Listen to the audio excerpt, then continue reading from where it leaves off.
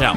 What's up, everybody? Welcome to episode 859 of the Video Game Outsiders podcast. I'm one of your hosts, Michelle Madison. And I, of course, am your John Jacobson. And Michelle, I'm excited because why? Because it's our second annual Steam-themed episode. We're celebrating PC gaming in Steam. And also, we have our Real Games journalist with us again tonight. Connor from MMO Fallout, who has like more juicy Steam gossip. Every time he comes on, he tells us some shit, like what's going on underneath the surface at Valve, and it's going to be fun. So what's up? How are you tonight? I'm doing pretty good. Good. Glad to be back. Good. So, It's all good to right, have what's you. the latest, juiciest Steam gossip? Yeah, what's Go. happening? Put you on the spot. There's a lot happening on Steam. We had a couple months ago, there was another mass ban. Valve wiped out about 700 or 800 games, I believe. There's been a lot of games getting banned since then. Why? We've had Crypto? Acid flips? Yeah, what are What's they going doing? on? Are they putting the porn on? What's happening over there? No, there's not a lot of porn anymore on Steam. Valve What? catches that pretty I quick thought it's now. worse. Because I was going to say... Illegitimate porn. Because I was going to say, when we started doing the not safe for work shows, I feel like there was less like sex games at the time, and now there's way more. Oh no, there's more sex games than ever. But there were a few games that got hit by viruses, and that where the developer's Steam account was compromised, and someone actually managed to upload viruses to Steam. Thankfully, it only happened with a couple of them, and they were very small games. Okay. That's the PC fear, gaming right? is safe, though, guys. Steam is a good place. You know what I mean? How many games are on Steam at this point? And it's only a small amount, but they've Well, banned... I mean, what he's saying, I've thought about myself. Right. Like, Yeah. okay, should I really be who's installing vetting Carrot this Picker? shit? This is safe. You have to take a look. Yeah. All right. So they did a Yep. wave of bans. What else? You want to save some they stuff did. for later? They did a wave of bans. Okay. We had the new generation of bot farming, which is developers. There's a game on Steam. It's called Banana, Yes. and it's Yeah, an we idle talked about clicker. John would love it. We talked No, about we it. never did. We never brought it up. We talked about it about privately. the game. Well, Oh, yes. It's privately. like, Okay, go now, on, go so, on, go Molly, on. they're calling it egg-like. That's the new thing, right? Because there was that egg game where you could Yeah. just click. Now it's a banana. Yes. Okay, so what happened with that? So it has over 100,000 people playing it. Still? And it's they're mostly bots.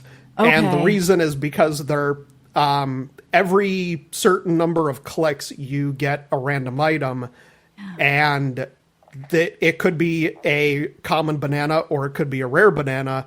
And so you have a lot of bots that are idling the game in order to get these marketplace items to Wait, now sell I'm kind on of Steam interested. for- I thought you just clicked the banana. I didn't know you could get like a golden banana and like a chocolate banana, like a banana shirt. Oh, yeah. Fish? No, Michelle, Yeah. we looked at it. We the fish and all that. Oh, but it turns into different things. Yeah, so if you get the fish banana, though, is that just in game, or you get some? You could sell it on the item? marketplace. No, it's a Steam marketplace item. The rarest banana in the game has been sold on the Steam market for like I think $200. Nice. Can I just I kinda ask like this why idea. anybody would This want is awesome. that? No, what do you mean? This is funny. I like it. I mean, I've What got would you friends do who with trade it? for like It's Counter Strike like skins. That's NFTs, too like, normal. This is the weird shit. Like, give me that yeah. fish banana. $200. I own it. I mean, John, it's like an NFT. People- I just said Yeah, that, people like it because it's rare. Yeah. but Look, you guys are Okay. hating on the banana. I think it's funny. status but- thing. I think it's But here's okay. Sorry, go ahead. here's the here's the genius behind it, where the developers come in, because every time a game gets traded on the Steam marketplace, if a 3-cent item gets traded, the developer gets a penny cut of that. If you think of like 100,000 bots trading on the Steam marketplace, they could be making hundreds of dollars a day. Yeah. So the bots can trade on the marketplace too? Yeah. This is how the real money Diablo auction house thing worked too. I had friends that made thousands of dollars selling items. They had bots farming, and then this stuff still goes on. I know they're clamping down on it, but I had no clue when I saw Banana Game. I saw 300,000 people playing at once, and I sent it to John, and we talked about it. We're like, what is going on? And I'm like, okay, is there a story behind this? I had no clue. It was getting press coverage too, yes, as a trending game, and like we read articles and stuff about right. it. Like, so it was getting hyped up more, but I didn't know people were selling like $200 skins for it. I kind of think it's funny though. I kind of like it, but. So, yeah, we'll find out more juicy gossip later from Connor and get into what games he's playing, as well as what games, John, that we're playing. We played a bunch of stuff on Steam this week. There's was a bunch of events going on. Now, we covered the Xbox showcase. It's up on the app and up everywhere. We put it out completely free because we knew this would be a PC show and we wanted to cover the Xbox stuff. So make sure you check your feeds, check the app. John and I went over all that Xbox stuff already, but there's been some other things happening since then, like a Ubisoft event and all that stuff. So we'll see what pops up in news. But we are live right now on VideoGameOutsiders.com. We do it every Tuesday from 9 to 11 p.m. Eastern. If you miss it, best place to listen is that app because we do bonus shows during the week. Some are free, some are premium, and you get the whole back catalog of almost 20 years of this shit. So, John, if they want to support us, how do they do that? That's right. Go to our website, VideoGameOutsiders.com. On that website is a red premium button. So go to VideoGameOutsiders.com, click it, lick it, slam it, whatever you need to do. Go to the next page, go premium. It's $1.99 a month. Once you're premium, you unlock our entire back catalog of almost 20 years and all the bonus stuff we do every single week. We do Micro VGO, PC Outsiders, John's show. You go check out the Netflix. last There's show all that kinds we did of shit on all there. about Steam. I think it was October 3rd, 2023, episode 825 was Big Boat Energy. That was the last theme. So we do theme shows and all that shit. Yeah, too. we So do all kinds of stuff. We're not just doing these, Tuesday shows. We do stuff throughout the week. Sometimes on the weekends, like the Xbox show. So if you want to get that bonus stuff, you need to go premium at VideoGameOutsiders.com. And then also download our app, which is totally free.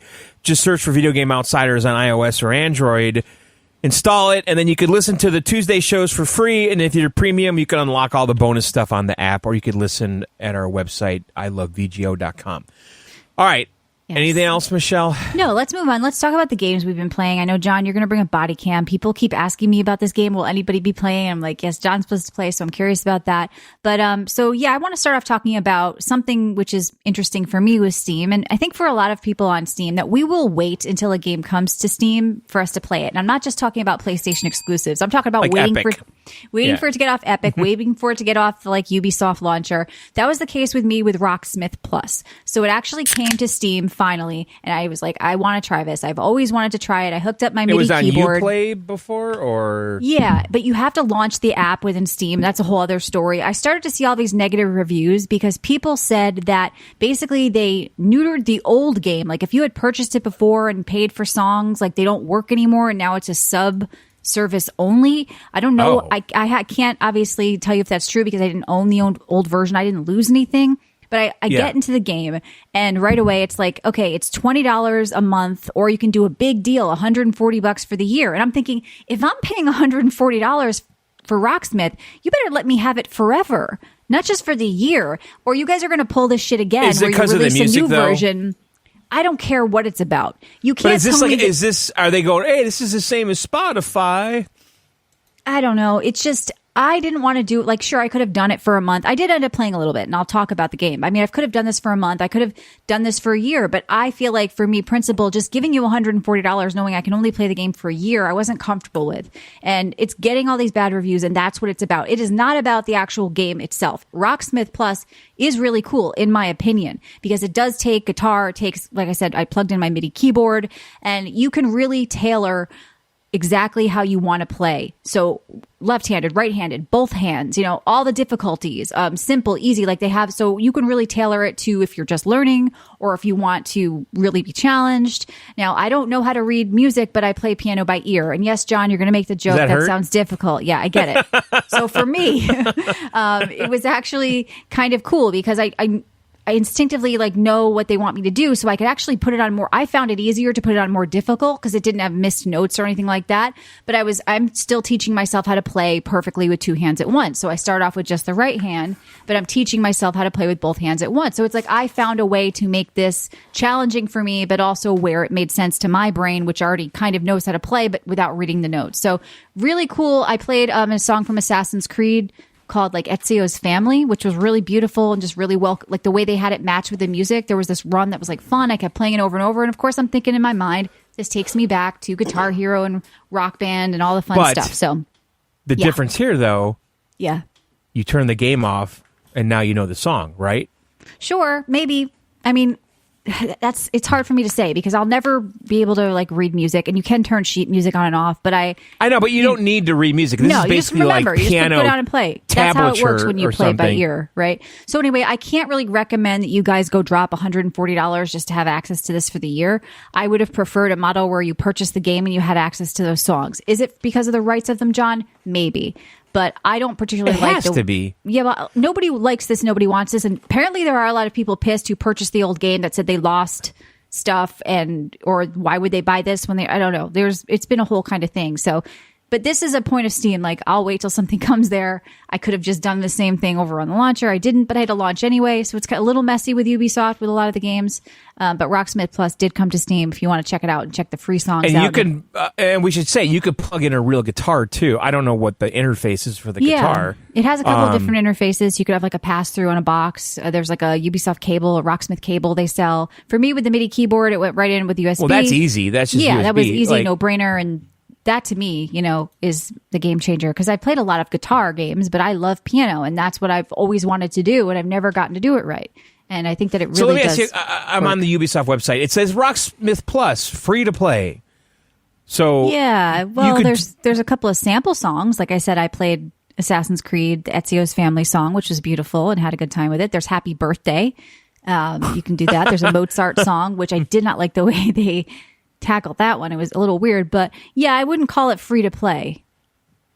Right. I mean, I'm looking at the songs. They have everything. Van Halen. They've got. You don't get to play that. You got to give them 20 a month. Fine Young Cannibals. Nice. Now, drives me crazy. Yes, that's on there. Now, can you buy the songs a la carte, or you have to subscribe? No, it looks to be sub only. I think that's why people are upset. Lame. Yeah. So because I don't know. On the old, it was Rock Band, right? You could buy the songs a la carte, right? Like one of the later games. You would buy the game and own it, and then you could own there was the Aerosmith pack we all bought, right? I mean, that's not like this anymore. So it's the way they're handling the game is why the game is like mostly negative. It's not the game itself. The game itself, or the game, or whatever you want to call it, the lessons are really cool and well done. You can go around in the song and move backward and forward and get to a spot you want to do over and over.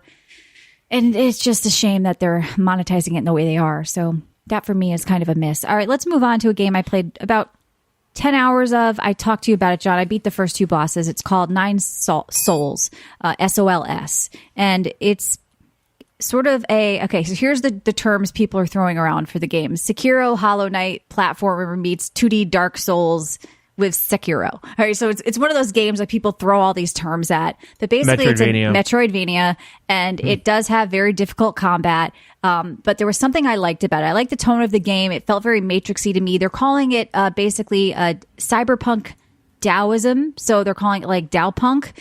So it has this feel of this like Chinese mythology with a cyberpunk world with like technology. A lot of the levels do have like a green thing going on. Like I said, for me, it was like very Matrix train station, and I like the world. I like the music. So that kind of got me interested in playing, even though I don't play tons of Metroidvanias. John, I know you're sort of over Metroidvanias yourself. But like, what was interesting about this is like it has like this Japanese kind of Sekiro setting, and then all of a sudden there's all this Chinese. Okay, whatever. Then there, but the combat is very Sekiro because it's all about deflection. And I think it's actually Taiwanese, but and then there's all this. They said it was Chinese in the info about it. I thought the developer was Taiwanese. But I mean, they're basically same, right? But well, don't tell China that. But so as far as the history,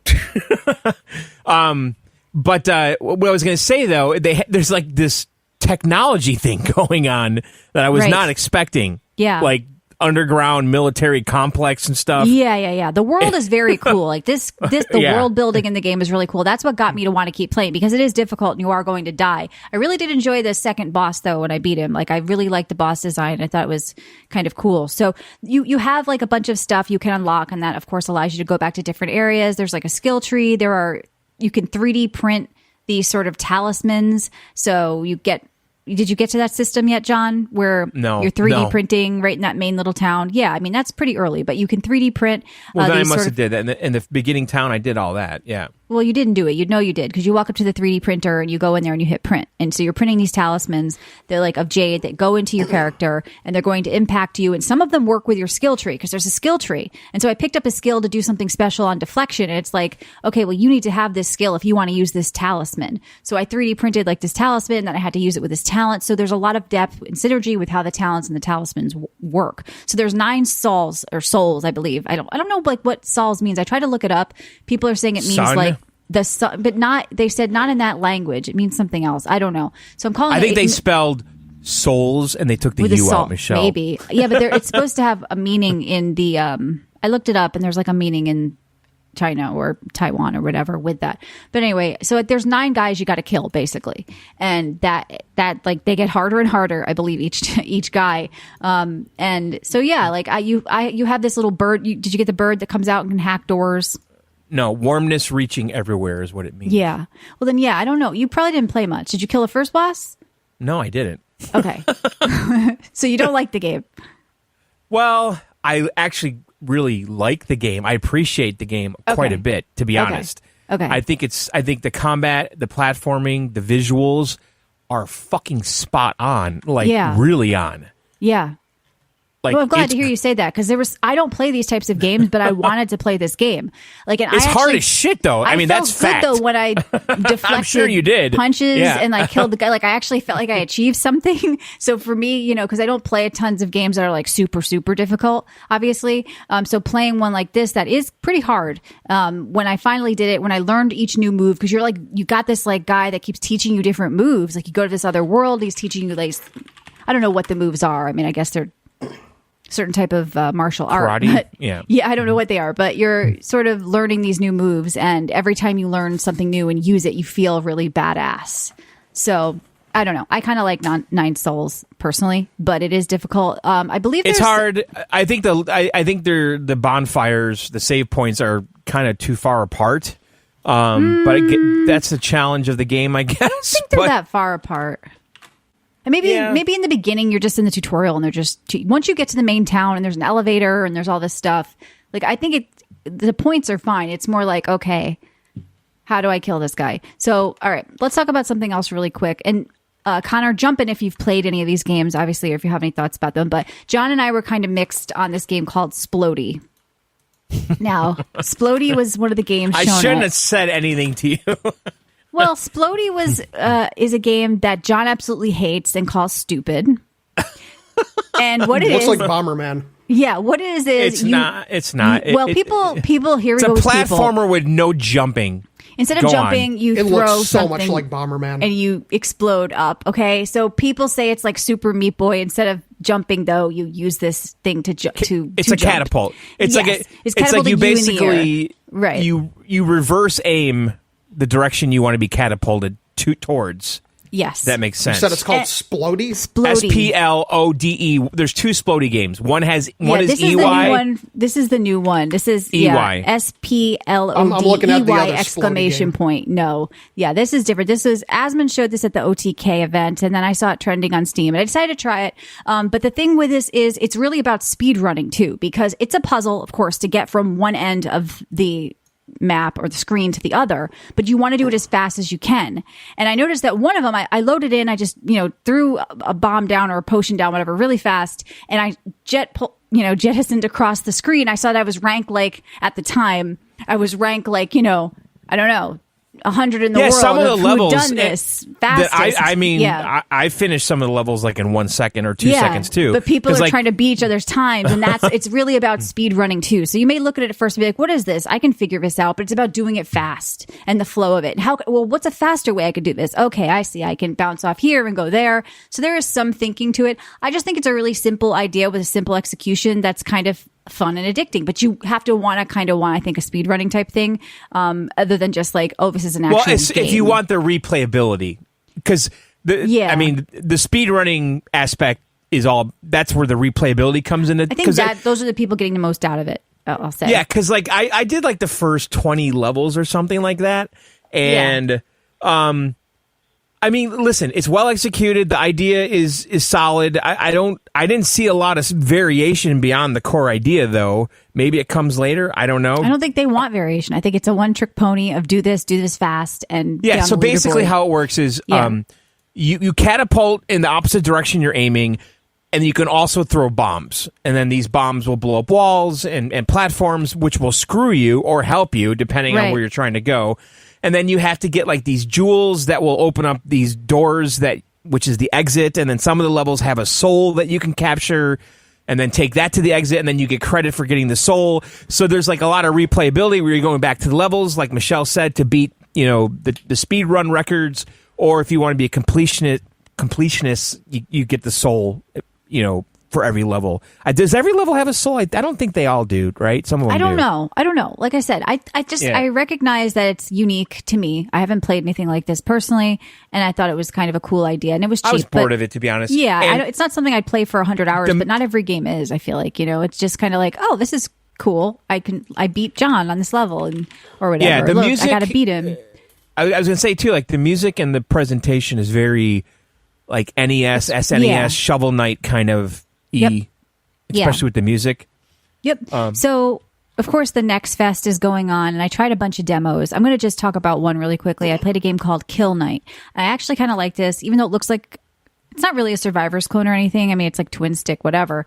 But the cool thing about it is you have to chain attacks. So you'll be shooting, and then you have to time, like, with a little bar that moves through, and you're timing, like, your trigger at that point once you build enough points to be able to get a timed thing. And then if you use another timed attack, then it heals you. So if you do certain types of things, like you're manipulating the way you're shooting things, different things will happen. The creatures will release like healing pellets. Another one will release like something that gives you more time.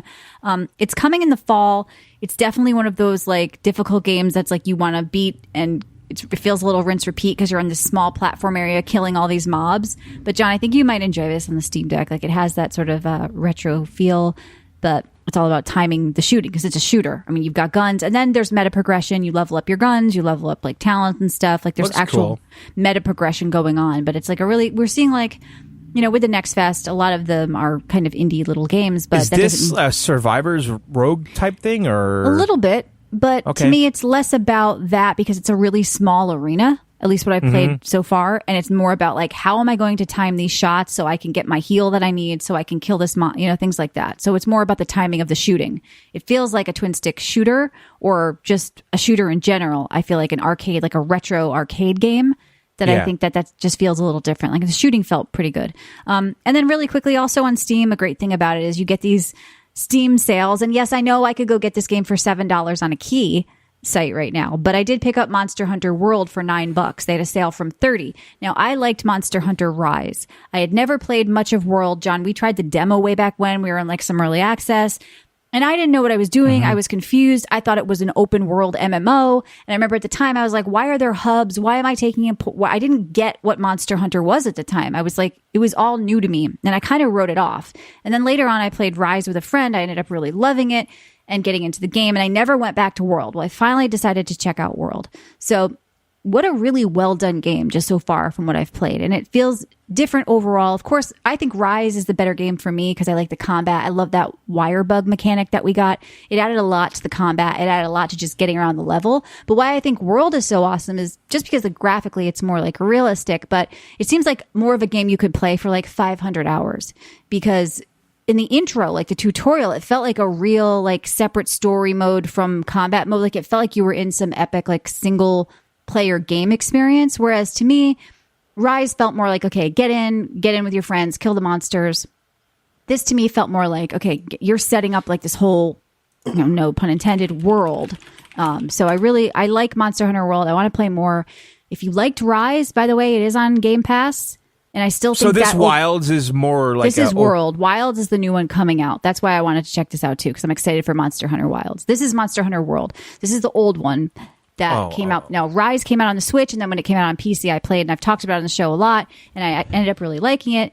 And I think the combat for me is still more fun in Rise because I do like that the wire bug mechanic, that new thing that lets you like a grappling hook. You can fly around as you're fighting and you can do all this cool stuff, these special combat moves. But this game is way meatier to me. And I feel like it's like a game, like I said, that they're setting up like this epic story and like more of not like, an instance-based hub kind of thing. It is, but everything feels grander and bigger so far. So I really, if you're one of those people that have never tried the Monster Hunter games, you don't think they're for you, just know that I was kind of there myself too, until like I kind of checked them out more with an open mind. And then going back to this one, like what a great series I've missed. I can see that I've missed a series. I can't just say I like Rise anymore. Now I can say I actually appreciate the series and I'm looking forward to playing Wild. So, Steam is a good place to get games on sale. Like I said, I know it was a few bucks cheaper on a key site, but when you buy stuff on Steam, and some people still don't know this exists, John, you get points. And we talked about this last time. You can use those points. A lot of points. To give yourself a profile, to give yourself like avatars or all this keyboards on Steam Deck, right? So there's like a whole shop with points and stuff that you get. And we're actually doing a Steam profile contest. So if you want to enter, we're just going to be looking at who enters, looking at the profiles real quick, seeing like who makes us laugh or who's funny. You're going to win 10 mystery Steam keys in our Discord. So head to videogameoutsiders.com, check the pins in our Discord. And we'll be picking that winner this weekend. And 10 mystery Steam keys to the winner. And go spend some money on Steam. I'm sure you guys have points. That's the thing. You guys probably have points to go buy an animated background or something fun already. You get them every time. Like it's like 100 points per dollar spent on Steam or something like that. So if you've ever bought a game on Steam, you have points, guys. A lot of people that are in Discord are like, what? I have points? What am I doing? I have 100,000 points in here. So you've got points. So check that out and enter in our Discord. And I'm just drinking some Tajava black iced tea with true lemon. All right, John. Hey, O'Malley, I'm just curious because I've had my Steam account since day one. Could there be something lurking in my library of shit that could be worth a fortune? It'll tell you, right? You can go range by price in the thing. Can you? I mean, like tradable items, like... Maybe. I don't know. I have a bunch of stuff on Steam that's very rare, but not really worth much. Right. A lot of that rare stuff is, it tends to be not marketable. So you might find someone who's willing to buy it for something. Right. But a lot of that stuff, like the cards and stuff, are not worth, they're not worth a lot of money. You might have like really crazy old stuff. Like I still have a giftable copy of Half-Life 2 Episode 2 and so what's up with that? Because I have a copy of Portal in my library I can gift to somebody. Like where the fuck did that come from? I think if you bought a copy of Portal 2 and you already owned Portal, it gave you a giftable copy. Oh. I still have beta invites to Dead Island Epidemic. I actually have three. I actually have a giftable copy of the Steam Trading Card Beta Access. Nice. I wonder what would happen if you gifted just vaporize. Right. Put it on there for 5,000. See who bites. Yeah, very cool.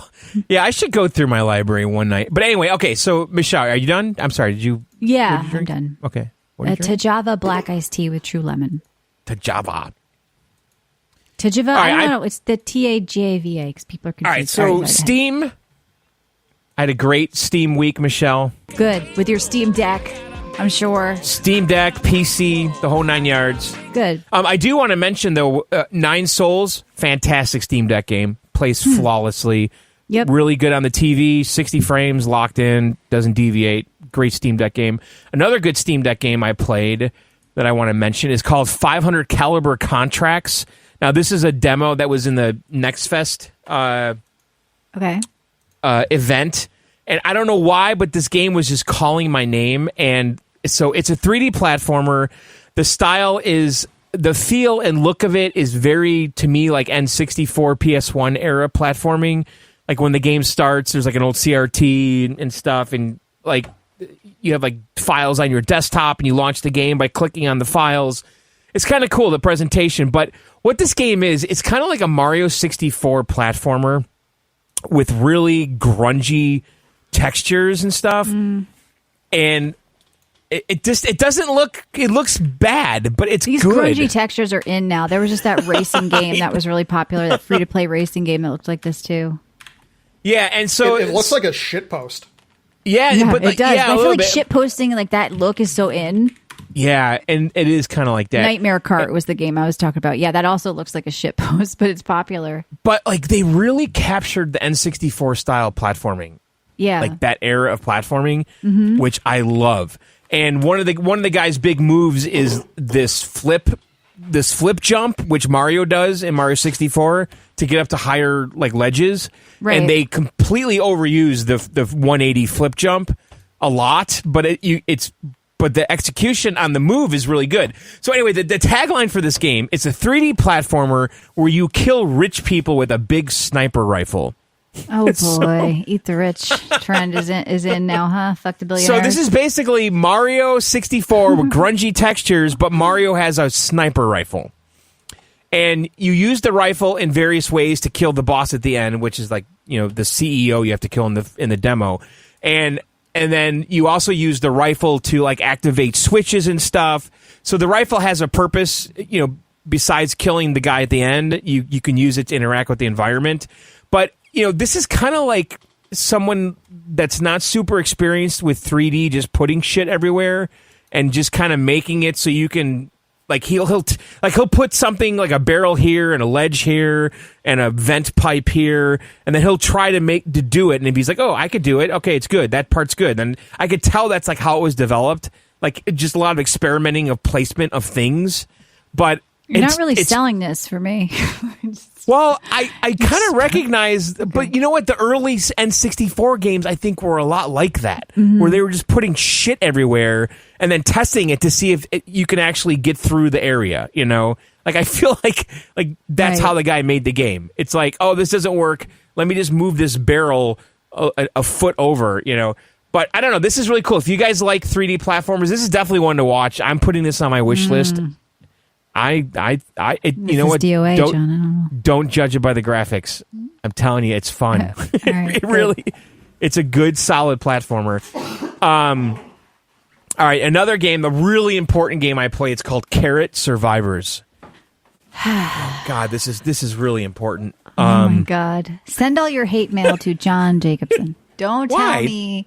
Michelle, you play Survivor games all the time. Yeah, and we get people crying about it every week like little bitches. Okay? And I'm just saying, send your hate mail for this one directly to John. So this game is kind of a Vampire Survivors clone, like on every level, the music, the way the game plays. But they added some things. It has shared split-screen co-op, local co-op play split screen on the same screen, or you could do the remote play through Steam. And I guess what they did different here is the world is like this cartoony, like kind of 90s town that you're in.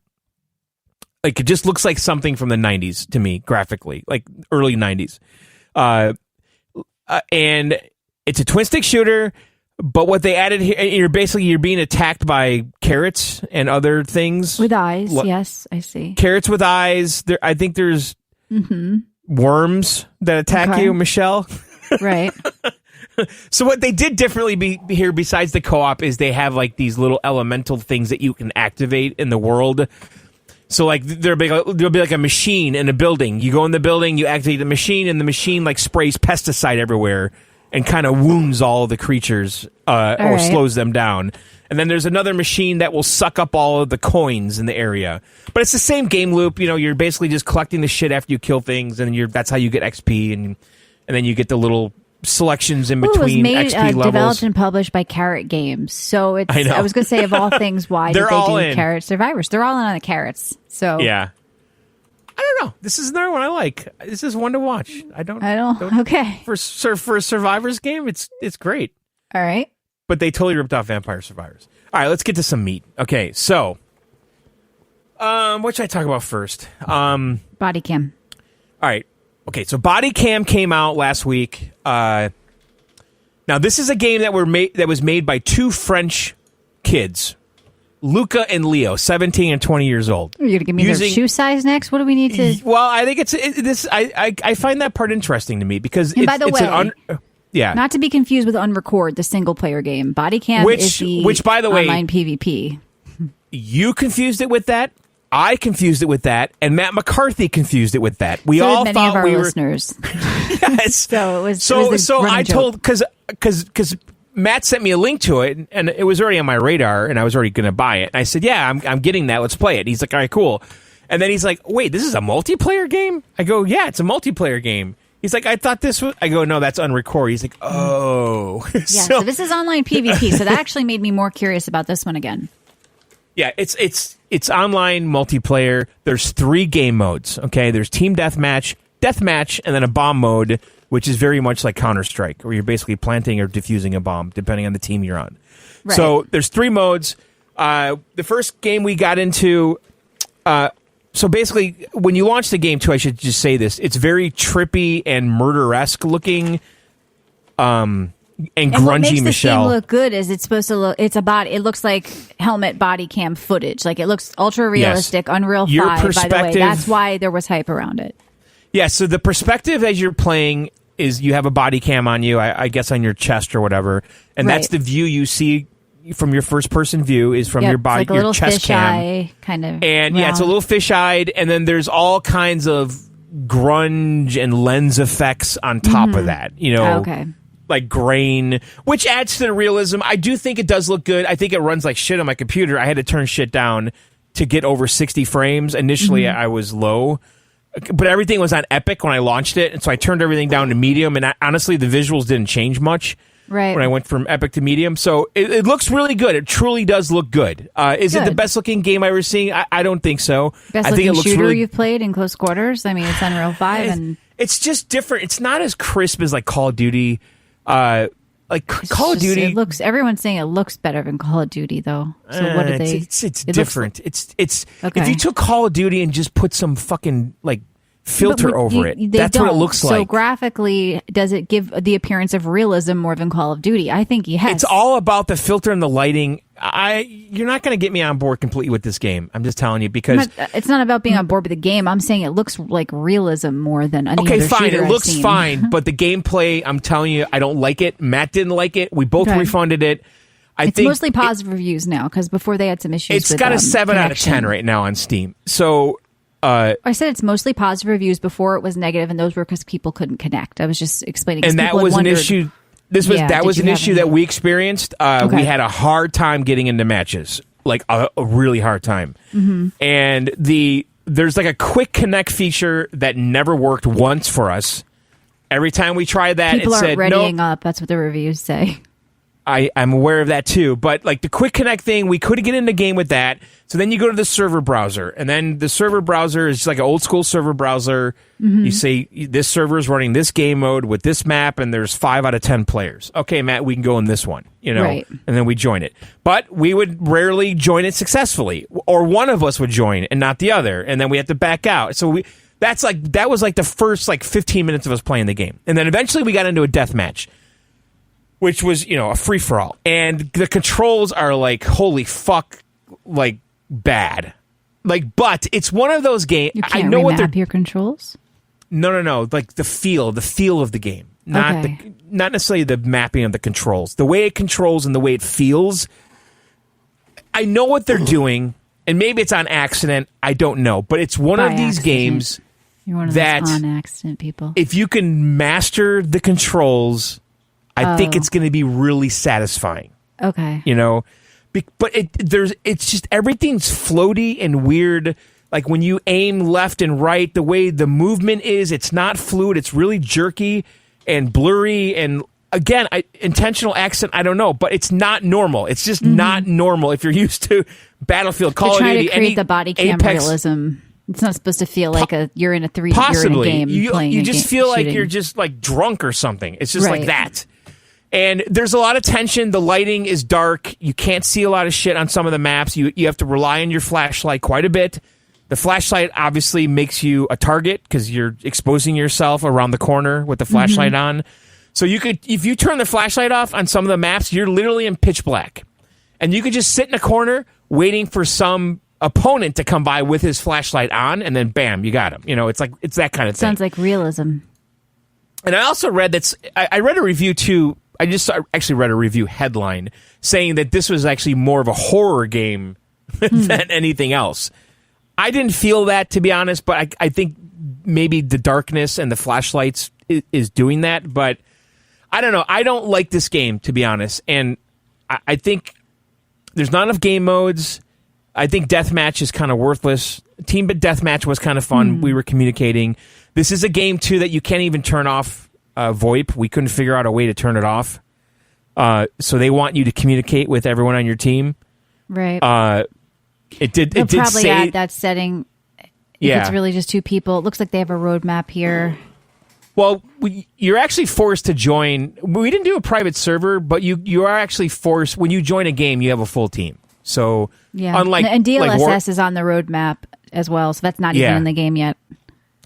Yeah, I think again, one to watch. I think that if this game, if these guys stick to this game and make it better over time, I think it probably will get people talking. It probably will. It already has like 10,000 reviews, and most of them are positive, so there's something behind it still. Maybe people are hoping for the vision, that it gets finished, because the vision's kind of unique. It's definitely unique. Like, I almost kind of equate it to like the game Skate. How those controls are so different than Tony Hawk. Well, it was a sim, and one's an arcade game, and that's what you're doing here, right? It's maybe supposed to feel I don't really real. buy that, but Skate's a sim. Why? Because you do ollies with analog sticks in real life? Are you going to rehash the argument you had with Nick from IGN many years ago because he liked Skate and you didn't, and you said Tony Hawk was better, and he's like, it's one Tony Hawk different is game. better. In I hindsight, like Tony I think Hawk the better, world but agrees. So Tony Hawk was nobody even knows who Tony Hawk is anymore. People still know Skate.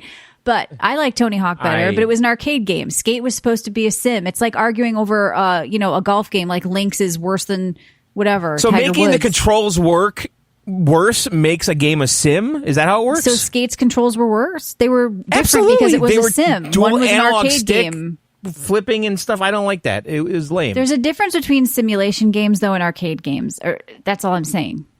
I didn't want to rehash the Skate argument from 15 years ago. Well, I kind of equated to that because the people that love Skate invested the time to get used to those analog controls and loved it. And I think this might be one of those games where you invest time into these controls and the feel, and you probably will dominate and love it. I don't think we're going to invest the time in this. And no.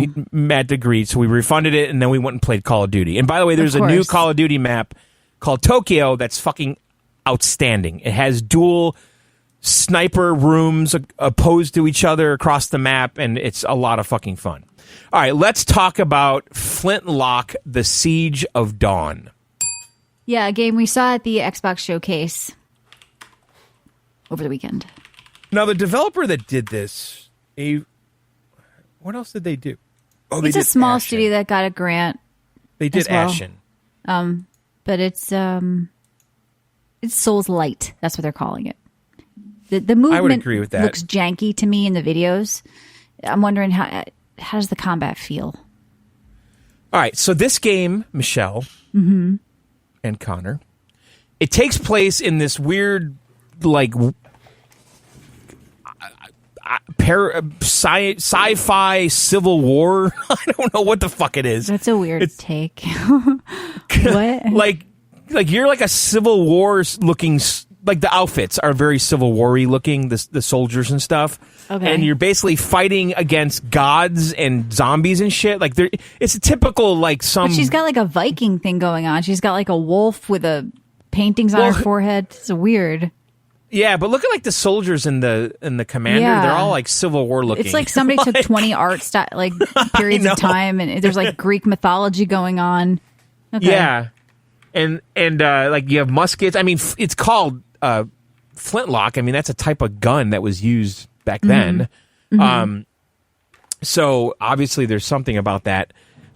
Okay, so this game you play a female. and you're basically trying to close this rift that has opened, and these gods and bad guys are coming out of it. And I guess the gods are bad, and then you have this like companion who's like a fox kind of creature with like feathers and stuff. Why did you tell us you play a female? Is that because the what? I don't know. I'm just wondering. I was like, it looks like all the enemies you're. It looks like all the enemies you're killing are men. Yeah, you're a female killing men. Like I never thought of it that way. Did you take a look at like 99% of the enemies in games that you kill seem to be dudes?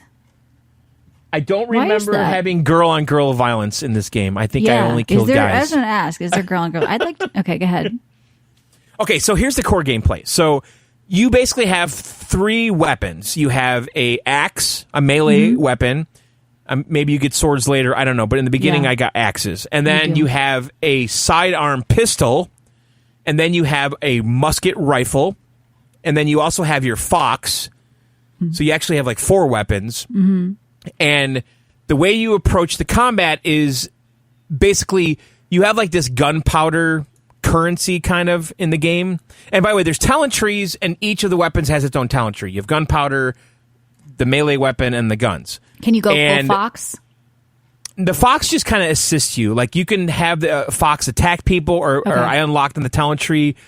I gave the fox the ability to make people levitate, and he'll levitate someone over the battlefield, and then I jump up and just hack him with the hatchet and stuff. It's actually very satisfying. But the combat is like you have to use the melee and the pistol really the most together, because every like 2 or 3 melee hits you get a black powder round that loads your pistol.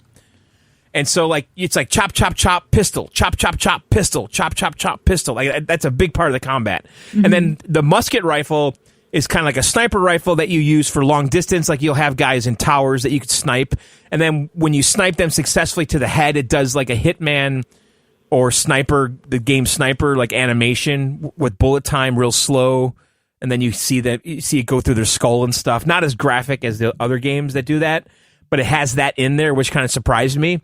And the world is kind of, listen, visually, Michelle, when I start, I think this game looks great. The whole time I'm playing, I'm thinking this should be on the console. This should be on the PC, console. Right? I play on the PC. Well, it's coming out on console, to be clear. It is, it's just I know. That the demo is. This is really a console game. It feels like a console game, single player experience. I started playing with mouse and keyboard, and I switched to controller, and it was way better for the combat. Yeah, but that doesn't make it a console game. I mean, most Souls-like games are played with controllers. I know, but it feels like a single-player console event game is what it feels like to me. But what is single-player? There's single-player games on PC, too. But this style game, this style camera, I associate this with console games. I really do. Like, it's just that kind of a game. I know Elden Ring and all that shit's on there, too, but it just felt like something that should be on a console. That's how it felt to me. And it will be. Yes. And so there's a lot of things I like about this game, actually, quite a bit. You have your typical talent trees. You have the 3 different weapons. You do have an ultimate that you use that's really epic. It's not super hard. It's Game Pass day 1, by the way, so you'll get to play more. Is it really? Wow. Yeah. So if you like it, we'll be getting the full review. I actually like it quite a bit. And so the way the game works, too, is that you get reputation as you kill enemies and discover areas and all that shit. And then if you die, your reputation stays with your corpse. And the reputation is basically the XP that you use to unlock the talent trees stuff. You just go collect it, or you don't get it. Yeah, but it's never been hard to get my corpse, ever. Like, I died a few times. That's why they're calling it Souls Light. Maybe I think it's Souls Light. Hard, yeah. I don't feel like it was ever super hard. I actually really enjoyed the combat quite a bit. Okay. Challenging enough, but not frustrating so far. And you have like these hub towns, just like other games. They borrowed a lot of stuff here. You come into a town that's all corrupted with zombie creatures and stuff, and you have to kill the boss in the town. And when you kill the boss in the town, then all the townspeople return to the town, and the town turns back to life. And then the coffee shop opens. That's their inn. By the way, should there be a coffee shop in a Civil War game? You said coffee shop, and my mind just went blank as I'm looking at this woman dressed like she's in the Civil War, killing zombies. Yeah, and then you unlock a coffee shop. Yeah. Anyway, it just looks. I'd rather go like play God of War Ragnarok when it comes out on PC. But I mean, what you're saying, what they're doing here is something unique, because it's like Souls-like combat that isn't hard. That's yeah, the shtick, and the gun. kind of. The gun. What I like about it the most is the guns. To be honest. Well, go play Remnant. Yeah. I'm not saying this is bad though. I don't think this is bad at all. No, I I'm think saying like if you like that sort of play style, like there's a lot of stuff like this. So Right. yeah, this is Game Pass Xbox, so as well as Game Pass PC. So not on PlayStation apparently. People are saying, but yeah. And then there's bonfire type things all around, and then you talk to the NPCs at the bonfire or in the town, and they did have a game in there called Sibo, kind of like Fable and stuff, where they have games in the inns and stuff, and Right. Witcher. Well, that's cool. And so you can play a game, and if you win the game, you get like rewards and reputation and all that shit. And the game's like basically you're moving these coins around on a board, and if you can get the coins in the shape of a triangle, then you win. And you have All basically offense and defense moves. So on the first move, I'm attacking, so I move my gold coins and make a triangle, and then the other player's trying to prevent me. I'm just trying to wrap my head around the world. It's a very weird thing with that fox. It is and a this weird war. world. It's just I don't like the art.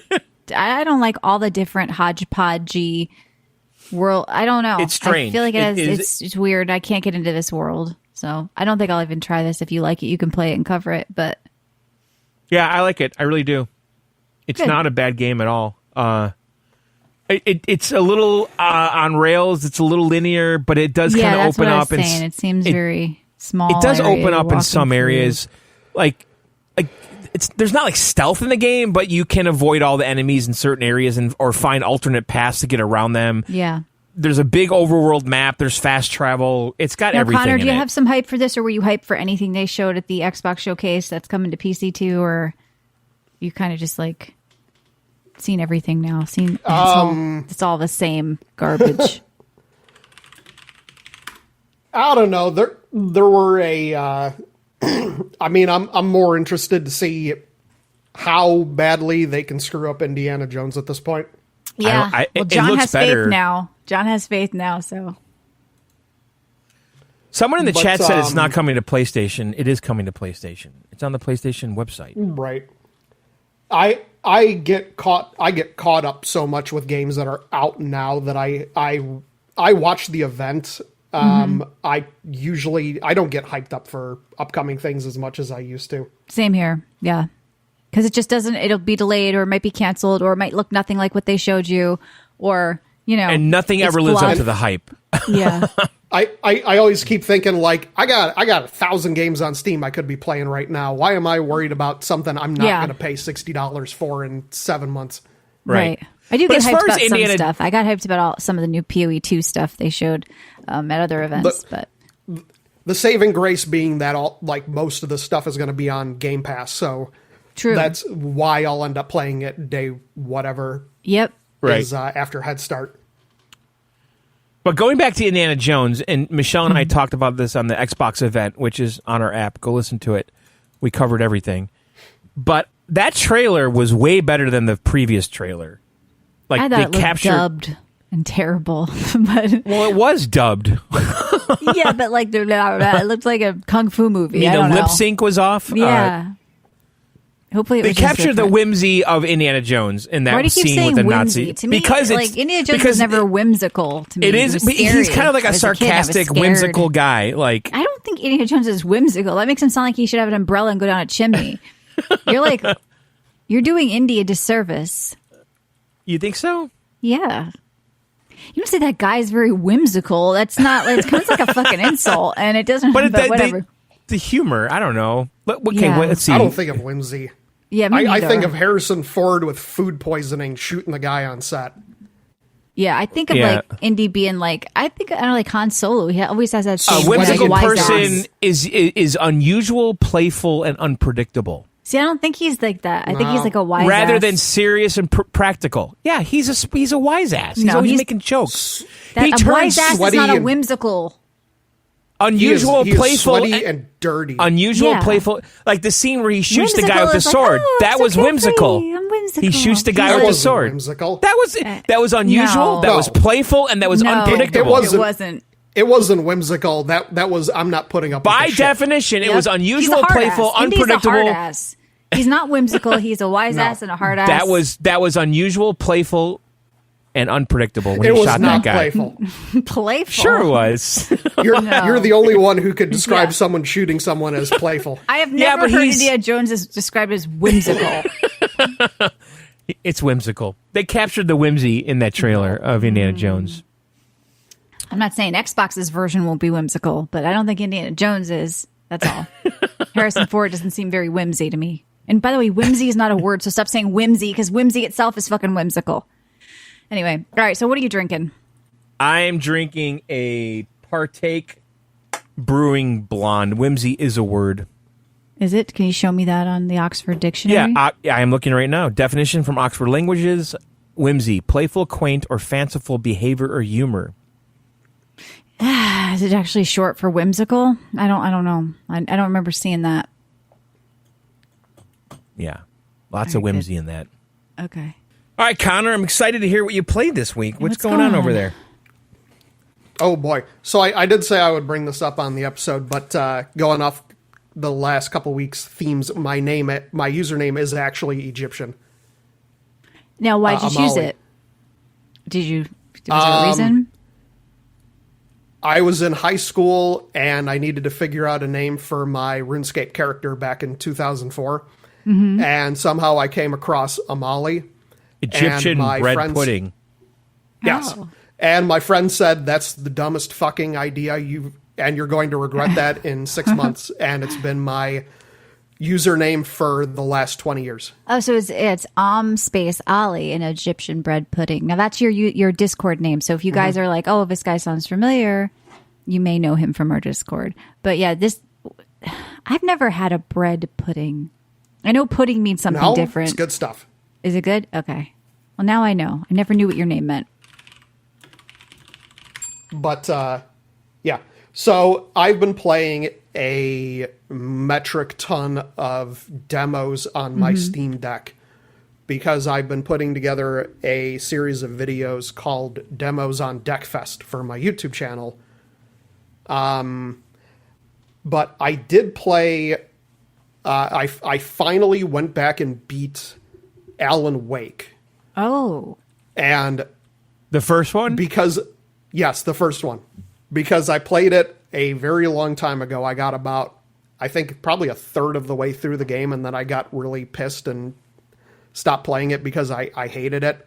And then I went back and I still hated it, but I really just wanted to complete the story. It's a game that I like the atmosphere, but the gameplay is absolute dog shit. It is the same thing from the moment you start the game to the moment you finish it. And it is just shine a light on an enemy Yeah. until they're vulnerable and then shoot them a bunch of times. So I enabled developer mode and I gave myself a ton of flare guns and I just blew through all Yep. of the combat encounters. I've done that before. I went through one game with WeMod and I just wanted to see the story. And it's like, hey, sometimes it's worth it. Like, if you hate a game but you want to know what's happening, you either watch it or you blow through it. Yeah, that's one thing I kind of like about modern the rise of accessibility options is if you have a game that you want to play the story for, but the gameplay itself is terrible. Yeah. Usually there's some kind of option to just kind of make the combat a breeze. Yep. But I did play on Steam for the demos. I played a game called Metal Slug Tactics. Oh, I saw this. Yeah, what is that? Okay, I installed that on my Steam Deck. Now, I couldn't get it to work with the controller. Did you? No, it doesn't work with a controller at the moment. I had my keyboard and mouse plugged in. Okay. But it is... Tell me about this. Is this basically like Rabbids or XCOM with Metal Slug? It's XCOM with Metal Slug. The game encourages you to move your characters around because by moving them around during their turn, they build up energy and they build up armor. So you actually have to move because a lot of the enemies in the game, it's kind of like XCOM where like maybe 3 hits can kill one of your characters if they don't have any armor. But one of the big draws of the game is that you want to position your characters because they can synchronize off of each other, and that does it does more damage. It does flashier combos, but it has that wonderful art style and audio from Metal Slug. Nice. This actually looks well done. It is very small people. Oh, it's small great. team did this. Yeah. So the game is going to have full controller support. So I it believe says the it full does game now, will. which The is demo weird. doesn't. It says full controller support. It shows the Xbox. I'm reading controller. on Reddit right now. Yeah. Someone says it doesn't support controller currently, but it's going to. Okay, so the game The demo page says doesn't. it. The full okay. game will. Okay, well that's good. I mean, Metal Slug, Michelle. If you're not aware, I mean, this is a SNK license from like the '90s, the arcade game. But the people who made it looked like a smaller studio. I thought they don't have any connection to like the original, right? I don't know. Yeah, I don't think so. The developer is They got the license. Like Here Studio. Yeah. Looks Yeah, like and they they've haven't done anything nothing I've like heard. this. Okay. They did Rogue so they just got the Lords. license. Yeah. They did. It looks like some mobile stuff. Okay. But this is a game Well, that mobile-looking should be games. on the Switch, so obviously I'm sure that's their plan. Why? I mean, Steam is Probably. bigger than the Switch. Because so- because of the license, Metal Slug. Yeah, it's going to be on everything. Yeah. they're showing the demo for the console next gamers fest. don't get this. No, Yeah. I mean Console that gamers happens a don't lot. get the Next Fest demos. Now, did you So play I've Mario been versus Rabbids? Because that's what I thought for sure it was, which is also like XCOM. I've played it. I never beat it. But Metal Slug Tactics is definitely one of those games that it's on the more hardcore side. Gotcha. Where I had like one bad turn, and then the next turn my team just got wiped out. Nice. But I played a Matt Bradford game. Okay. I played this game called Judero. How do you spell that? It's Judero. It is a Nightmare Fuel game. It's my a God. top-down. It's a top-down hack and slash, but Stop everything animation? in the game. Yeah, the guy uses figures, claymation to create the characters, and a lot of the world is just kind of hand drawn. Looks almost like a child drew it. But it's a top-down kind of hack and slash game, and it is the whole time you're playing. It has like this very almost threatening sounding, but like smooth No, this is British too violent folk for music Matt. playing in the background. There's combat. I don't know if this is a Bradford game. Good because it's weird and indie, but it looks almost like Yeah, Diablo it- 1, like for a second, like an ARPG. Like, so you're going through, are you fighting? Or are you just walking? There's some fighting. This looks like an Adult Swim kind of thing. Yeah. Like, where's that redhead like guy? the kid from Robot Chicken. Yeah. Yeah, the kid from It's creepy. Austin It's creepy. Powers that did that. Right. Oh my Scott. goodness. Scott. That's not his name. What's that guy's name with that did Robot Scott! Chicken with the red hair? Seth Green. Seth Green. There you go. Thank you. But I played that. Okay. Mm-hmm. Creepy as fuck. I played Goblin Cleanup, which is my mandatory Goblin cleaning cleanup. game. Yes, you Yeah. play as Michelle's play as had to a, do that in a hotel. It was messy, but Yeah, I fucked goblins, John. you play as a goblin maid, and you work in a dungeon that adventurers come into. So like every level is you're cleaning up the dungeon after the adventurers went in and got killed. So you have to reset the traps and try not to set them off. You have to clean up the blood. You have a for the garbage disposal, you have a mimic, and if you get too close to the mimic, it'll eat you. And the way you scrub the dungeons is you have a pitchfork and you have a machine that dispenses slimes, and you have to pitchfork the slime on and then use it to mop up the blood and until the slime dies from blood poisoning, and then you feed the slime to the mimic to dispose of it. Now, were you big on like Power Wash Simulator? Are you one of those always liking cleaning games, or is it just this one? Oh, I have. I'm kind of afraid to look. Okay. You got a lot of hours in there. There's something satisfying about... Oh, that's not as bad. I have 70 hours in Power Wash Simulator. Okay. I get it. But, yeah, I like those little games where it's just like cleaning stuff up and watching numbers rise. I played a game called Lottle Knot a few months ago that I did send to Matt Bradford because it's a game where you're a little guy in a scuba suit and you're going around just cleaning up industrial pollution. Now, Matt, did he play this on air and talk about it? I don't remember that, John. No. This Matt guy. He's taking Xboxes from Crafty. He's stealing games from you. This Matt guy. I'm just kidding. Well, yeah, I get it. I see. I could play a cleaning game. I'm not gonna lie. I could play a game where I just played some demo where you just cut weeds. You just cut hedges.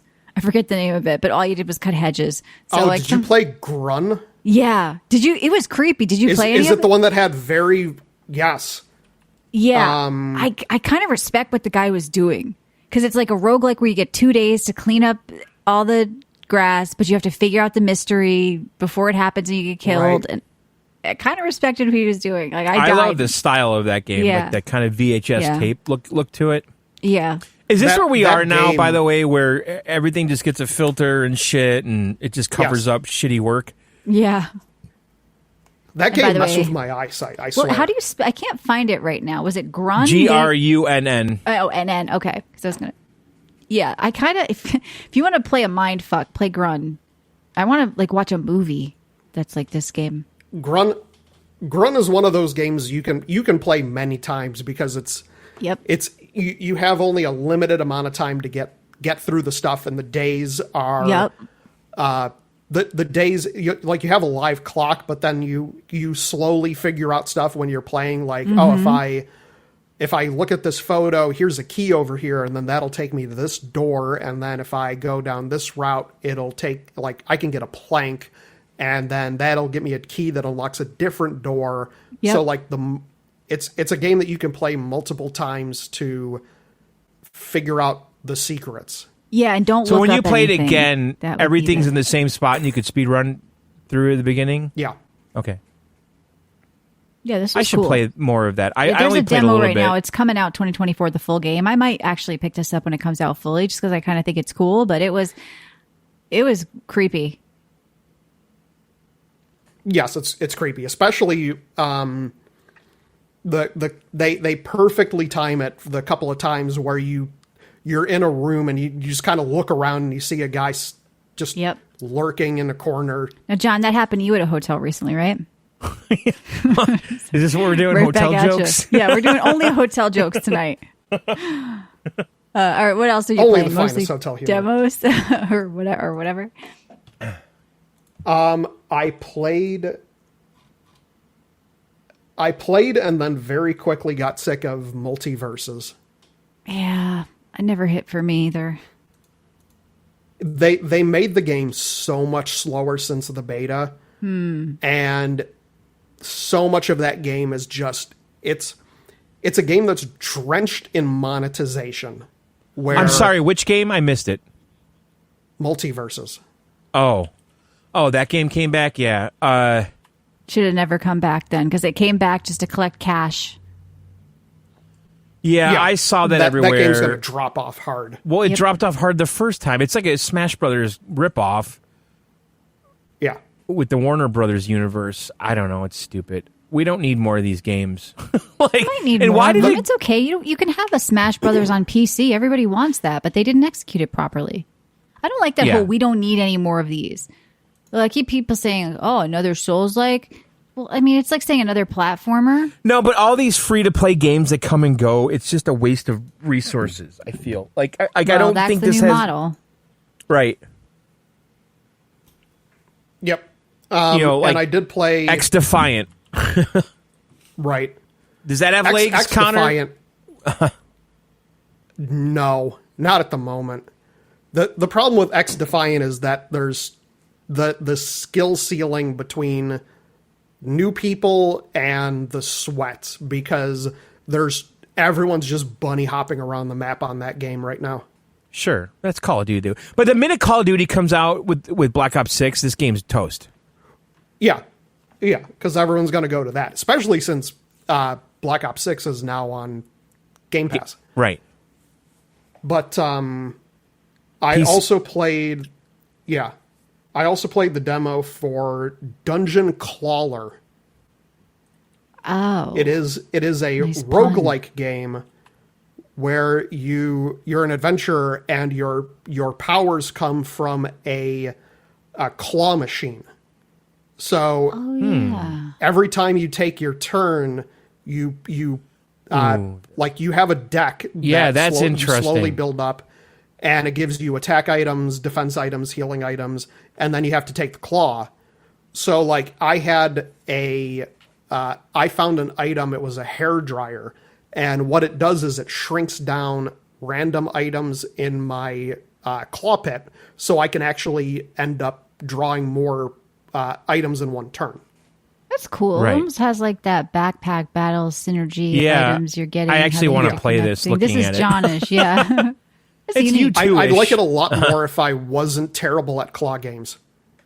So Yeah, is the I'm bad claw at mechanics, is it well executed, or is it just kind of eh? I think so.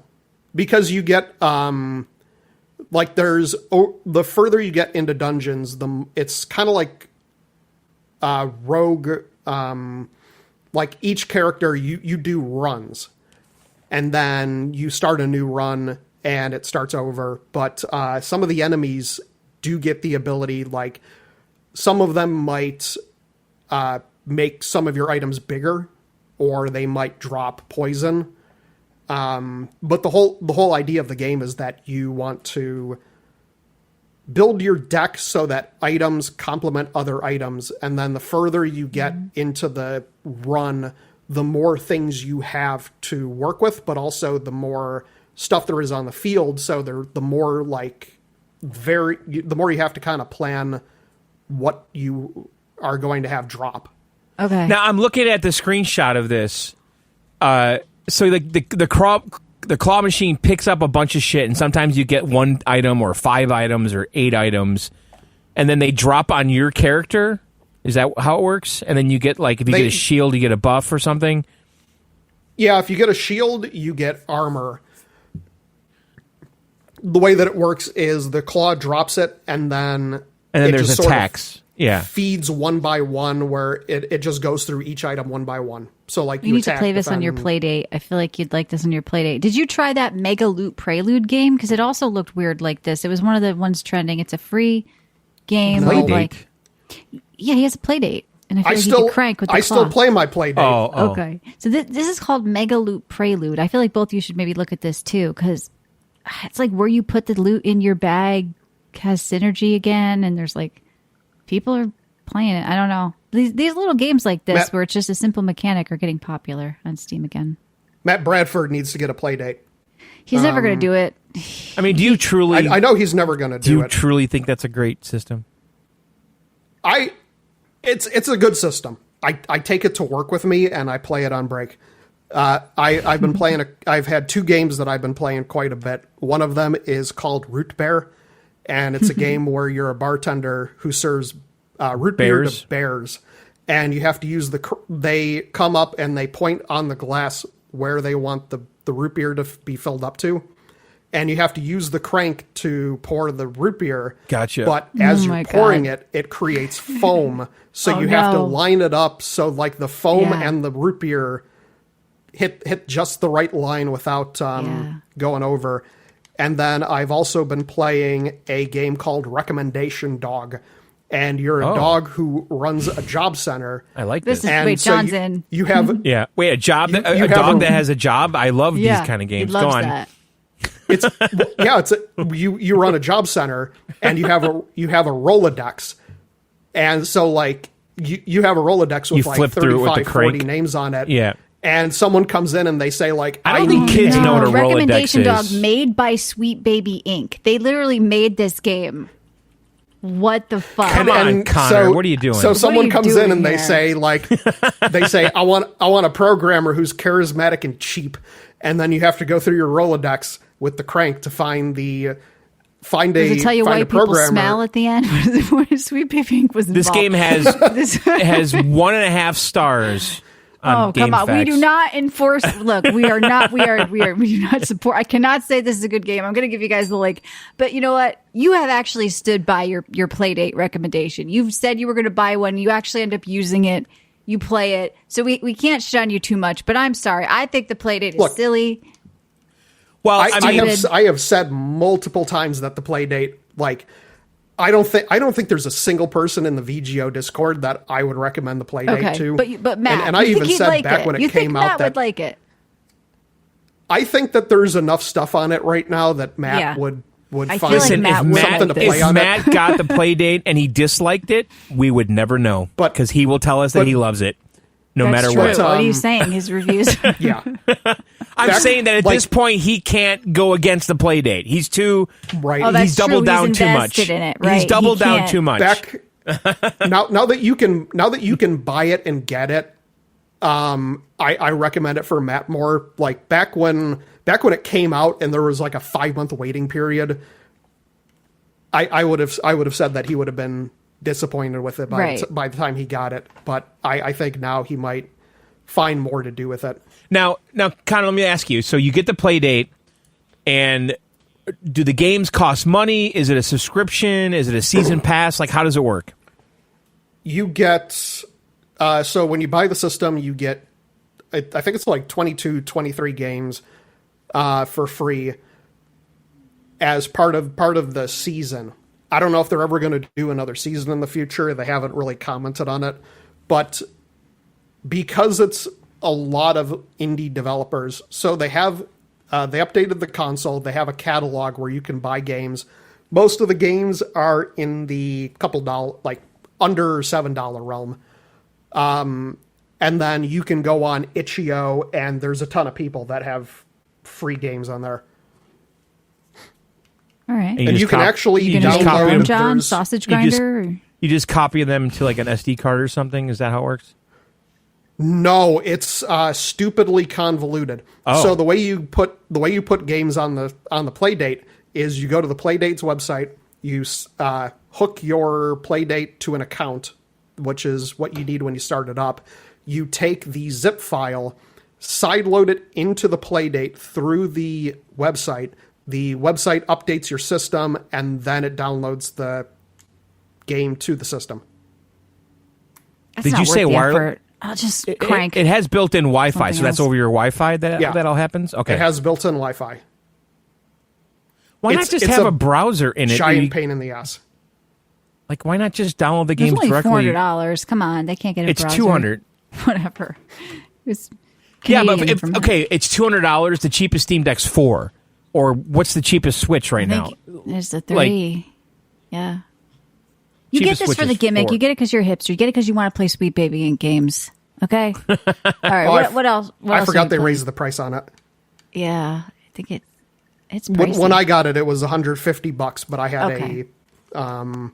I got like I pre-ordered the first wave of it, so I got it Mm-hmm. back when I also had like a 9-month waiting period. Now, we have a question in the chat. BoomTap wants to know, he's buying it right now. He I said wouldn't you just believe convinced anything him. he says. And he wants to know if he should get the cover with it. Yes.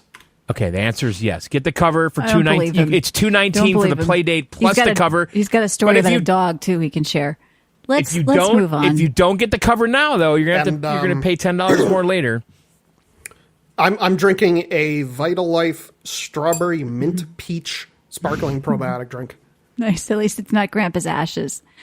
You're I kind of like that one. It's 10:30 at night. It's too late to drink Grandpa's ashes. That's true. I'm loving all the people who are not going to get the context for this in chat. That's all right. We're used to that. It's all inside jokes at this point on. All right, let's move on to some news really quickly. John, anything big you want to talk about? I know Phil kind of did say when he during the IGN show that I think we should have a handheld, and I can't share about it. Sarah will talk to you guys about it, and it will be local play. So this is kind of big news. Yeah, him saying, quote, being able to play games locally is really important. That is exactly what we've been saying here. No cloud bullshit. And Yep. they get it. They didn't answer my question of can you have Windows and Steam on it, but the fact that it's local tells you that they don't want to do what PlayStation did with the Portal. So Sarah Bond will probably have news about their hardware at some point here soon, and the handheld could be a game changer for some people. I think getting into the ecosystem with Game Pass, because Game Pass had a lot to show, whether you were impressed or not. They had a lot of games. So somebody with an Xbox handheld and Game Pass might actually enjoy themselves. Why you would buy that over a Steam Deck if you can't get Steam, I don't know. But that's good news for Xbox fans. It is. And Phil said specifically that he likes the ROG Ally, the Lenovo Legion Go, and the Steam Deck. And the Steam Deck in particular. He's not saying the Switch. No, and who was that guy they just hired that was posting pictures of him with the Steam Deck and something else? And we're like, oh, this guy loves... I think Microsoft just hired he was on the beach with the Steam Deck? Yeah, and we were like, that's weird. I mean, but they're ramping up for this. I think at this point with that interview with Phil, that's pretty much I'd say that looked like a 95%. He's showing the hand. Yeah, that kind of looks like you guys are going to get an Xbox handheld with local play. No, it won't be tomorrow, but it's coming. Man, I hope so. Yeah. I mean, both you guys would pick that up? Fuck yeah. I'm buying it day one. Because I know with Microsoft, you know that they're going to sell that thing at a loss. True. Because it's not like the ROG Ally where the company has to make money off of it. Like Valve sells the Steam Deck at a loss. Well, what I'm curious about more than anything is, will it have NVIDIA juice in it? Because I noticed that NVIDIA was tweeting about the Xbox event and with links. Is that some kind of a cryptic message or something? Like, why are they promoting the Xbox event, the NVIDIA account on Twitter? Like, I just found that I understand these games also go to PC, but still, they were promoting Xbox. Yeah, I mean, they have their own NVIDIA Shield, which is different, but it probably will... It's weird. And then Michelle, we did some news stories about how Microsoft did not pick the next chip yet for the next system, which was causing some grief with AMD because they weren't committing to the chip. Right, because PlayStation had booked two chips ahead, and that's probably why we're not seeing that Xbox and Microsoft's Pro, not doing that. because they probably decided they decided it looks like against it, they're doing that Xbox refresh with the discless instead, and I think this handheld. I think they pivoted. I mean, I'm guessing, I'm pulling this out of my ass, but I feel like they pivoted. They were like, you know what? We're not going to do a Pro. We're going to just do the discless, and let's focus all in on the handheld and dock. But maybe they have more hardware too. Maybe they have. What do people play? I was saying GTA on though. Like GTA 6 comes out. What's the best? If you, I don't know. Well, Microsoft has time though to make a Pro or a next console, right? Because so really they can come out with it next Christmas, not this Christmas, because GTA is not coming out to 2026. So when Sarah comes out and talks about the new hardware, we may hear about the handheld and something else. It could be, right? There could be some GTA box there, but we don't know. I'm just hoping that there's some announcement that we're going NVIDIA. I mean, that would be nice for that thing is going to sell out the ass if Sarah comes out on stage and she announces with Jensen the Xbox handheld with Grand Theft Auto 6 packaged in and DLSS. What loss are they selling it at though? Because NVIDIA doesn't come cheap. Okay, so what loss? Switch are they selling it at? Well, that's not true though. I mean, Switch is powered by NVIDIA, so we don't know what chip they're picking. But they're not running GTA on it. I feel it's gonna be cheaper than whatever the most expensive home Xbox is at the time. Well, this is gonna be interesting. They can't sell that thing for $600. But why? They're selling their discless for the same price as their one with the disc right now. Whatever, John, you said you went to their website. So I don't know. But yeah, I agree with you. I think. So the cheapest Steam Deck is $400, and that's kind of the sweet spot, right? Mm-hmm. Yeah. So if they could do the 400, old ones I thought were $3 something or $350. No, it's $3. I'm on OLED. Okay. No, the LCD is $399. I'm on Steam's website right now. Okay. Maybe they phased out the cheapy old ones. I thought I remember seeing. No, this is the cheapy old one. Day. No, I think they did a summer sale or something. Okay. The price right now is $399 for the 256 gig LCD, which is the original one. You can't put Call of Duty on it because that's 400 gigs. John, did you see the email? I think it's. Well, you can. Well, actually, SD cards run just fine on the Steam Deck. They do. I was just joking. You can't put Call of Duty on it anyway. You can play single-player Call of Duty stuff. Yeah. You can't play through, put BNet on Windows on a thing and play? I mean, because Call of Duty's still on Battle.net, even though it's going to be in Game Pass, it's going through Battle.net still. Yeah, if you really want to put Windows on a Steam Deck. Oh, so you're anti that. Some people like it. I did it on vacation at my parents' house over holidays, and I played Call of Duty on it. I played WoW on it. Right. Okay. In Windows. Maybe if Windows ever comes out with that fabled gaming version, like the stripped down. Well, that's where this Xbox handheld. That's where it gets interesting. That's because Michelle and I have been speculating about this, about whether or not you can get into Windows with it, right? And if you can get into Windows, it's definitely going to be running that new front end, that gaming front end for Windows. It's going to launch with that, which is also going to the ROG Ally and also going to, I mean, there's like 5 other handhelds now that are Windows-based. So it's just kind of good for Microsoft overall. So, overall, that showcase was a turning point, I think, for sort of the PR we're seeing around it and all this stuff. People are now a little bit more open to Phil, John. There's some positive things being said about Phil out Phil there. was never bad. Okay, he made some shrewd decisions with studios. Phil. No, Phil's smart. Phil's taking down Sony right now. Sony, honestly, if this handheld comes out, what's Sony's this Xbox toast. boss Phil Spencer throws shade at PlayStation? He took a sly dig. Well, he should.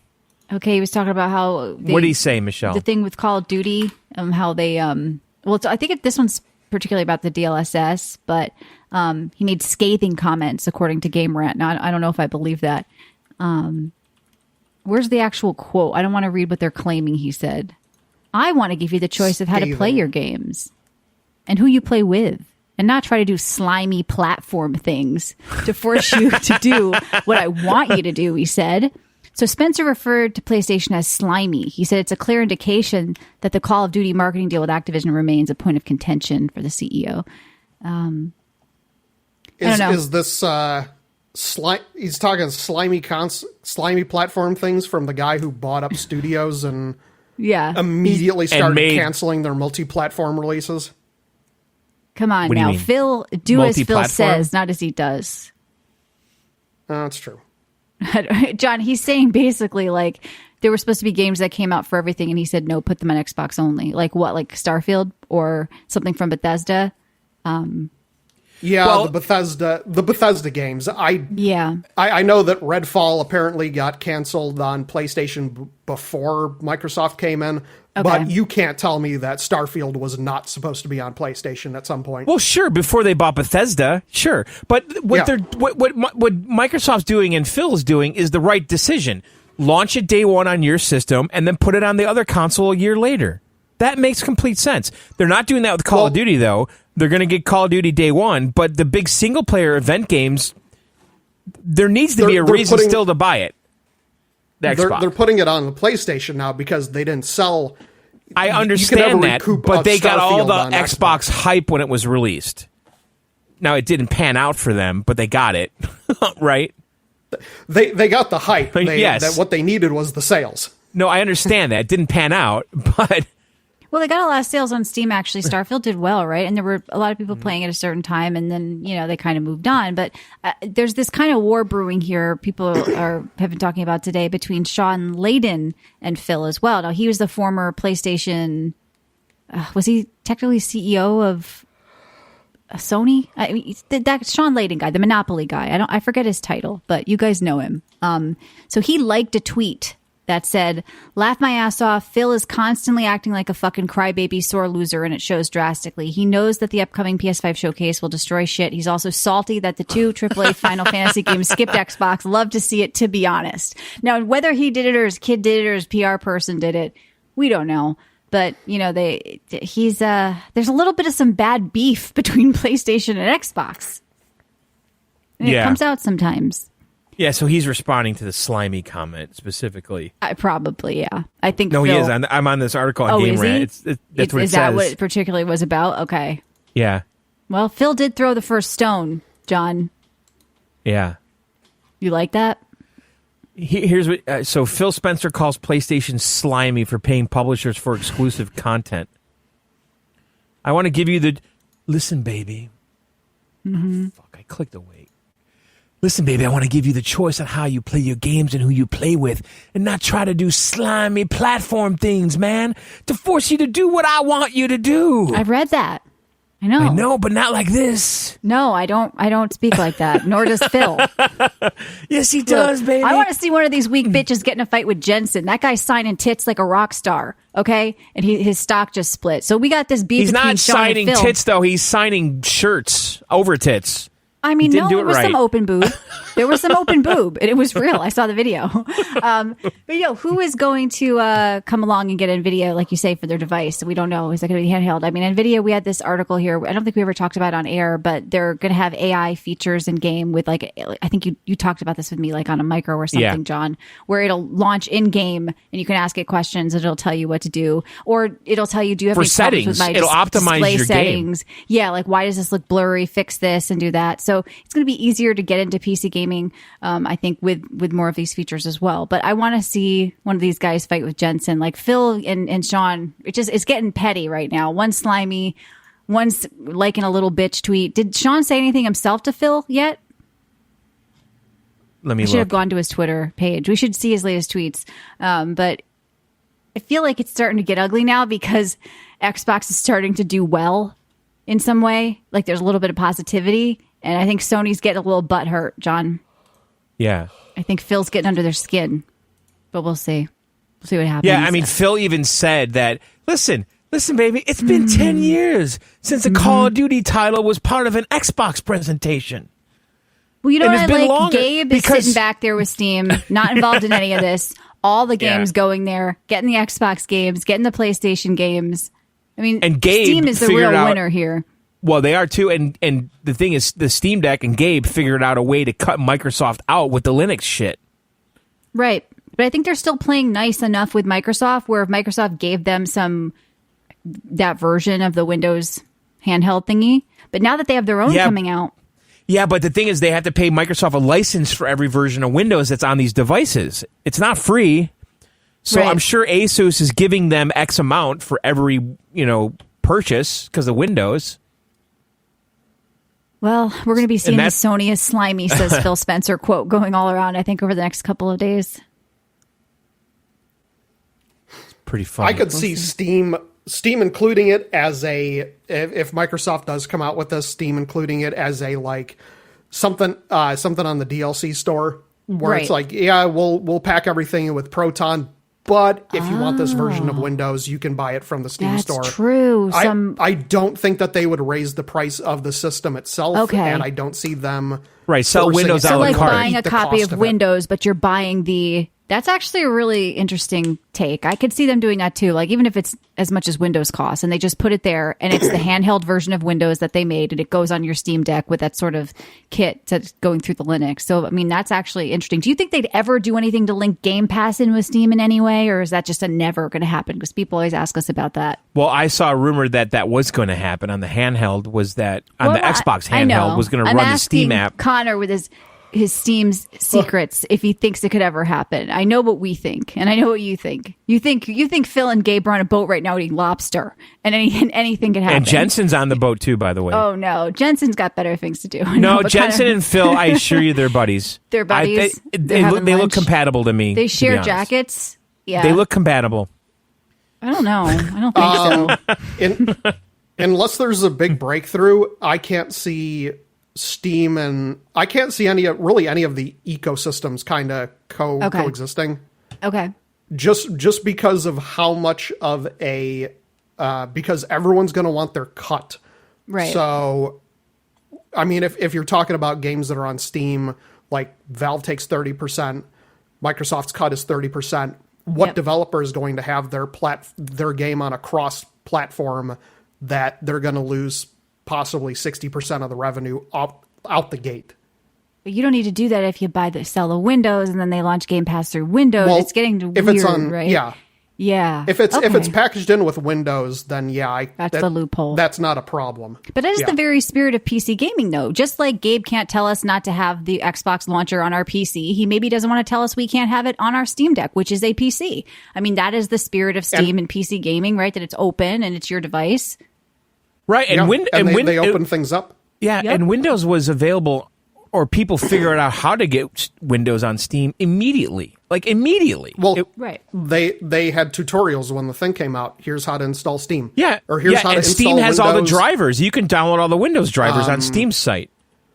When it originally launched, there were no audio drivers for Windows on the Steam Deck. So Right. they had some problems with that.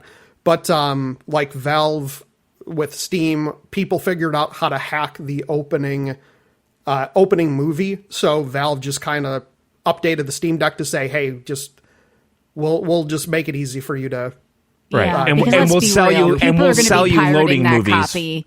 People are going to be Yeah. pirating that copy of the Windows mobile version anyway, and they're going to be putting it on their Steam Deck. Well, so it is yeah. probably better if they just sell it. Well, yeah, because when I put Windows on my Steam Deck, I just downloaded Windows without a key, and I never Right. put a key in. So I have the nag screen, well, you you know, can on get the by bottom. that easy. Well, when you launch a game, I Yeah. think it goes away, doesn't it? Yeah.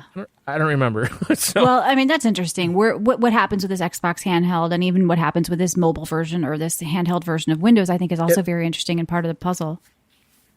It needs to have Windows. Yeah, that would be good. Because That would be good way, for everybody. that way they can have a dual boot with Windows, so the PC people are happy, and they can directly compete with the Steam Deck. They can do what Steam does, because Steam Yeah, has, not even a dual Steam Deck boot. has It's- Steam it's- mode and PC mode. yeah, you but could have you're Xbox mode and PC mode, and just have Exactly. the Xbox games that aren't on PC, but also have PC Games Pass. yeah, we've been saying this forever. It's basically Steam Big Picture mode, you know, on top Yeah. of Windows. And that will Or- probably or work They on should PC call it Game Xbox. Pass. Because Yeah. the handheld would probably count as PC Game Pass, so more people would buy Ultimate because they probably have Xbox consoles and the handheld, so they'd sell more Oh, Ultimates. Michelle, well, Yeah. how about this? Yeah. So A if there third is an tier? Xbox, well, no, wait. If there's an Xbox Big Picture mode, Yeah. you put your PC in your living room on the big TV, and now you've got an Xbox. Yeah, I think they're cooking up something interesting. So we'll of course be covering that news. Any other news though you guys saw before we get out of here to do with anything? What is an Xbox? Every screen. Well, they've kind of embraced Everything. that now. Yeah. Xbox, I don't know. I'm a PC person, so I don't care what an Xbox is. But Game Pass is on more than just an Xbox, and that's why they're dropping Xbox, right? It's now Microsoft Gaming they're rebranding to, supposedly. Even though I still see the word Xbox That might a be lot. that might be the I don't know. publishing company, Okay. though. I still don't know. see I still see Xbox a lot. So, Yacker says, yeah, they killed it, but I'm still seeing it though and stuff. And buy the new Xbox doesn't say buy the new Microsoft console. But with that handheld branding, I think they're still probably confused right now, right? Like, how do we announce this? What do we call this? Do we brand it this? Do we brand it that? So that's going to be coming out probably the news the same time we get Switch 2 news as well. Probably at the same time. I feel like they're going to be competing as well with each other. And maybe you emulate on your Windows version the Switch games, and less people buy the Switches, John. I mean, I'm sure Steam Deck hurt Switch sales. Sure, but but if- the Switch is one of the top selling consoles. Right, of but all if time Microsoft now. does when it's more mainstream and it's in It's every number Best 2. Buy, yeah. it's in everything, and more people buy that handheld. Well, that's what At I'm some thinking. point. Like, if Microsoft does this right and they have the distribution, it's going to be in Walmart and Target and GameStop and Best Yep. Buy. And you go to Steam on your Xbox handheld and you buy Spider-Man, so fuck Sony games, and you go and you emulate your Switch games, so fuck Nintendo, and you're playing your Right. Game Pass and you're playing your Xbox games and you're playing your Steam indie games, and it's like, well, this is the one handheld that's doing everything. The in an only easy way this works, though, Mm-hmm. is it has to legit be as powerful or more powerful than the Steam Deck. It just has Mm-hmm. I think to. it should be very powerful, and when you dock will it, should be. get as powerful as a pro. I want them to go hard. I want it's a dockable GPU, even if it costs $1,000. I want Phil Spencer up on stage for the presentation and have him show Spider-Man 2 runs Oh boy, great on Xbox. It's yep, hilarious. with a slimy shirt, and then and have Jensen Steam, come out and Steam pull it out did of the that, oven. by the way. Steam was showing like Nintendo games on the Steam Deck. Steam was showing Steam showed a Switch emulator. I know. Good. I like that. Those links were preloaded. All those emulators are in the Steam OS. I mean, the Linux OS right out of the gate. Yeah, it's Like- a very community-driven thing, and you're not going to stop that. There's And, literally a menu called emulators, and you just click a button and it installs it in 1 emulators second. are on the Apple Store now. Talk about closed shit. They don't care. I mean, I played Right. Game Boy games on my iPhone. So you have to embrace this, I think, at some point. It's good for everybody. All right, well, we're going to get the hell out of here. If you want to find Connor and follow his work, go to mmofallout.com. You can also follow him on Twitter. He's also in our Discord a lot. His name is O'Malley, named after Egyptian bread pudding, now that we all know. He's one of our mods, so be nice, or he'll try to boot you, and I'll say, no, don't do that. And he'll be like, all right, fine. Because he's a chill guy. He's a fun guy. So come on down and talk to him in our Discord, as well as the many lovely people in our Discord, and enter that Steam contest with your Steam profile. So you have to join our VGO Steam group, and you have to click on the post. It's in general in our Discord, and we'll be checking that out and giving out 10 mystery Steam keys, including one of them, Frog Detective 2, which is like a game John loves for some reason. Maybe I should take that key because I don't think I said I loved it. Oh, you said you liked it or loved it. You were talking about it. It's no little gator. Oh, okay. Sorry. I'm getting these confused.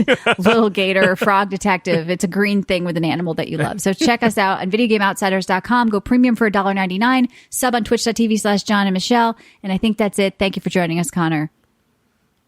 Thanks, Connor. I also have my YouTube videos on my channel. Oh, that's right. Jamali, which is you gotta Amali, change but with a that. J in front of it. Jamali. Nobody's going to... You've tried? Amali was taken when I just created change my your name account. to Joe Molly. Just try to stick the MMO fall everywhere. Then Joe Molly, no, he can't do that. All right, so check out Joe Molly again. I'm sure it's probably in his Discord this profile. Fucking Joe Molly. Look what he did. Joe Molly. It's Joe somewhere. O'Malley. Yeah, put all the All right, stuff in your guys. Discord profile so people can check you out and get all your links if you want to find him. All right, I think that's it. We'll see you very soon. That's right. Thanks, everyone. Video Game Outsiders out. Oh, yeah.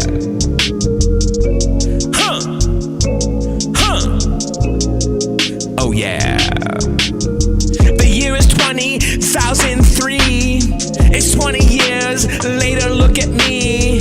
I own the motherfucking game launcher, yeah. Before me, there was nothing.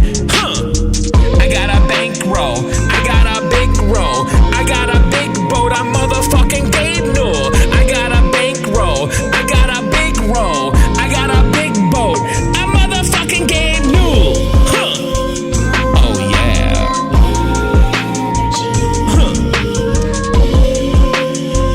Oh yeah. Flashback before me. You downloaded an EXE. But now I got you in my ecosystem because I'm a motherfucking Gabe Newell. I got a big roll, I got a bankroll, I got a big boat, I'm motherfucking Gabe Newell. I got a bankroll, I got